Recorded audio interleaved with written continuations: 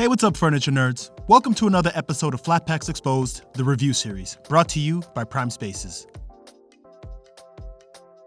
Hey, what's up, furniture nerds? Doing a quick review for this velvet upholstered platform bed that I just put together. Now, this is the black version of this bed, and my initial reaction after assembling it is that it's a pretty solidly built bed, mainly because of the high quality metal frame that it's constructed on. Now, the slats are made of solid wood, and the headboard has a modern wingback design with a more slender leaning aesthetic to it, and more often than not, they're a bit thicker than this. Also, this headboard is uniquely designed with a vertical channel tufted stitching that has deep definition, and is just as advertised in my opinion. This bed is also conveniently available in full, queen, and king size, and does not require a box spring, all of which make for a pretty seamless bed transition. And the bed also provides a generous 8 inches of underbed storage. Now, as for the assembly, it took me just under an hour and 15 minutes to complete, from unboxing to assembly using an electric drill. But for the average person, you can expect anywhere between an hour and a half to 3 hours for the assembly, of course depending on your skill set and the tools you use. Another nice touch is that all the hardware comes pre-organized, which will definitely speed up the assembly process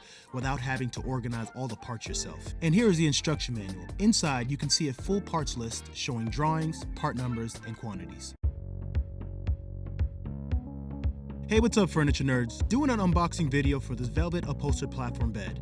And so if you're shopping this particular bed, then you'll have a much better idea as to what to expect when you take everything out of the box. Here is the headboard with vertical tufted stitching. It's pretty lightweight and easy to handle, but the material feels really nice and is pretty good quality. Here's the footboard. It's the same height as the headboard, also very lightweight and easy to handle. Here are the 4 side rail pieces that join together to make 2 fully assembled side rails. Here you can see the velvet material changing shades as I rub against it, and the material seems pretty good so far. Here are the 2 headboard legs, which will attach to the back of the headboard. The legs have anti-scratch plastic caps at the bottom, but you can also add your own stick-on furniture pads for added protection to your floors. Here are the 2 wingbacks. They're also really easy to handle and have a slim, curved edge design, which fits really well for a modern aesthetic. Here are the wooden slats made from solid wood. They're pretty sturdy and are great quality overall. And on the edges, they have Velcro straps that will eventually stick to the inner frame on the bed. These 4 dark metal parts will make up the frame and structure of the bed. This top metal part is the cross support beam. The metal part beneath it is the lower headboard support beam. And the 2 metal parts beneath that are the center support beams. They have padding on the top to absorb the sound of the wooden slats that will lie on top of them. These 4 wooden beams are the side rail attachments. Each beam will attach to the 4 side rails, and the Velcro tops will attach to the Velcro on the edges of the wooden slats. Here's the 1 center support foot.